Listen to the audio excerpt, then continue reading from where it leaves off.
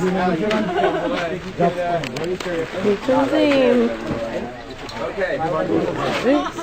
me adjust him. You need a narrator for the movie? Good narrate. Yeah, seriously, I want all this video. Yep. Okay, please drink. Those of you who just came in, drink. Make sure you drink. As you can see, it's really hot, and it's really schwitzy here. Schwitzy. It's sweaty. Okay? Dance, Gabrielle, Why is dance. it so schwitzy in this area? Where does the humidity come from? The sea. Moving on. Alright, so we're on the edge of the desert, and it should be dry like it was in Moshif, but we're right by the Dead Sea. Okay. In the year 66 CE, You need drumming. Common Era, the revolt begins. In the year 70, it's over. Begins in a city called Caesarea. It ends in Jerusalem with the destruction of the temple and the burning by the Romans. Burning by the Romans of the entire city. And in the year 70, all that's left of the revolt is 3 fortresses. Seriously, I just got this over my head. Don't do it. 3 fortresses in the desert with a bunch of Jews holding out even after the The revolt water was over. heats it up and heat it up on your head. There probably wasn't really any chance from the start to revolt against the Roman Empire, because when you think about the story of the Jews revolting in 66 against the Roman Empire, it's kind of like, I don't know, Bucks County, Pennsylvania revolting against the U.S. Army. Nothing personal, right? Kind of Philadelphia. Right? Or like, I'm embarrassing in Bucks County. That's true. But don't underestimate the Jews, and we'll talk about the revolt and how it worked when we get up there.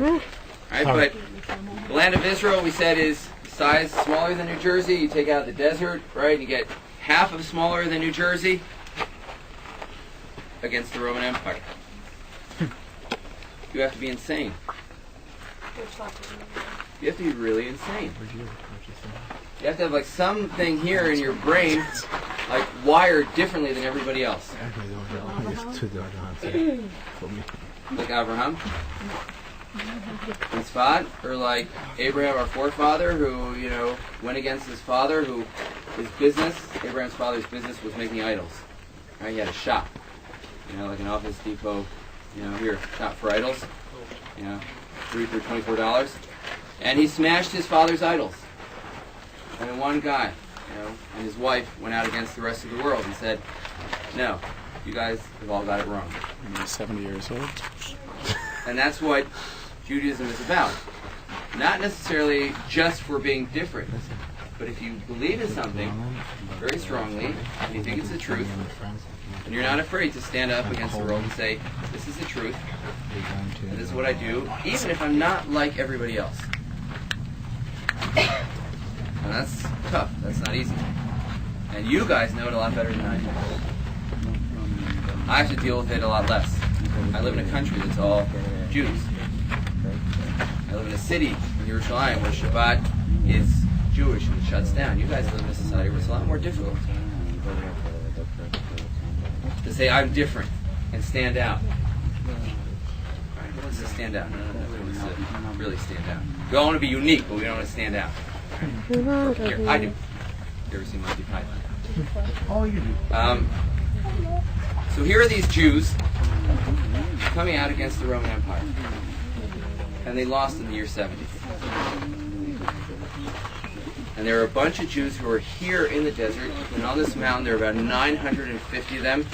Women, children, elderly, men who were part of the revolt and fled here during the 4 years, holding out against the Roman army. And when I say the Roman army, the Romans in the year 72 marched to this mountain.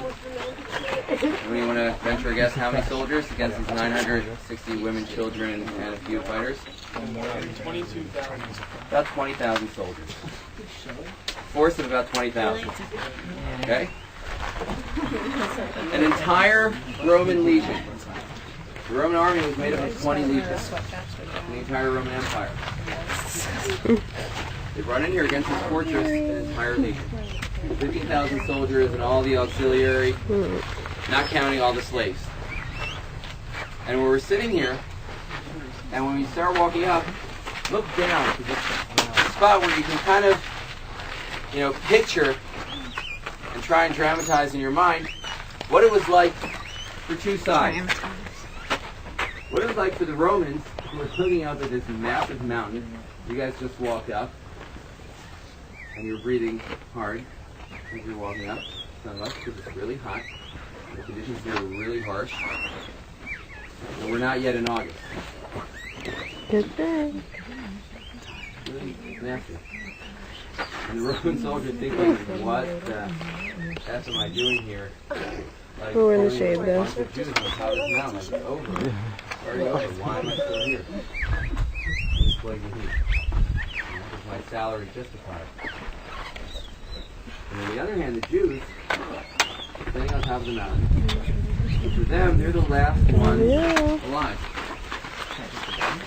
They don't know if anybody else survived the revolt. They don't know. There were Jews who survived up in the Galilee, up north, where we were, far away from Jerusalem in the land of Judah. As far as they're concerned, they're the last ones here. They're the last ones. And looking down there and seeing 8 Roman camps. Now you can see them to this day, and you'll see them at different points. Now from the mountain, you'll see them when you go down in the cable car. 8 Roman camps. Soldiers, and they might have also seen their relatives building the ramp. Bit of a crazy scene. And that went on for an entire year as the Romans were building this ramp. We're going to go up, continue the story, and start picturing it. Thinking about it as we walk up.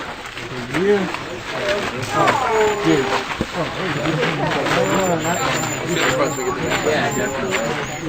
Well, like up there, you see how it's an overhang? I don't know who to go through the light. Can I get the light? That can be fun. Us there would be really. I want you to take a picture when I'm chopping downstairs, okay? Yeah, give it to my mom and say goodbye. Okay? Wait,